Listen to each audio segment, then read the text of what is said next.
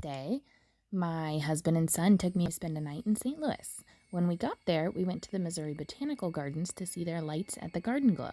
I talked all about this yesterday, so if you missed it, go look at day 6 after you're done with today, day 7. We then spent the night at a hotel, which was a little nerve-wracking due to COVID, but we sanitized everything and brought our own pillows and blankets, so we made it as safe as possible. The next day, we got up early, checked out of our hotel, and drove over to the St. Louis Zoo. Now, keep in mind that I've been to this specific zoo probably 20 times, so it's nothing new to me, but I just love it every time. Due to COVID, I did have to get online a week in advance and get us a free reservation time, so keep that in mind if you're planning to come here at this time. Now, let's talk about the zoo itself. So, the St. Louis Zoo is a free zoo, so you should never have to pay to get in. That being said, there's free parking around the zoo. Those spots tend to go quickly, especially on like the weekends or during the summer.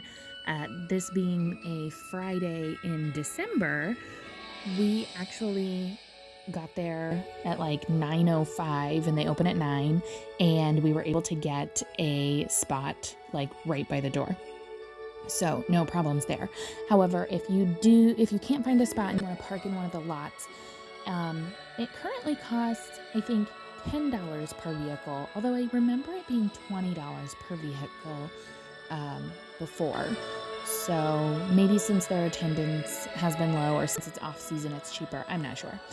Anyway, so we got there and honestly, there was no one there. We felt like we had the zoo to ourselves. It was kind of amazing. And like, not all of the animals were on exhibit, but the ones that were, it seemed like they were excited there was nobody there either, because they were active, they were out, they were visible, they were close. It was kind of awesome. And we got to see so many great things, so many great animals. And honestly, it's one of the best days at the St. Louis Zoo that I've ever had.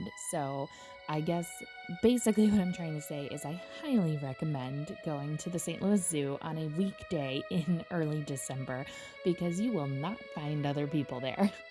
As for the masks, we wore our masks all day, the entire time. And it seemed like everybody else did too. I didn't see anybody not wearing a mask. And social distancing was the easiest thing to do since there were hardly any people there.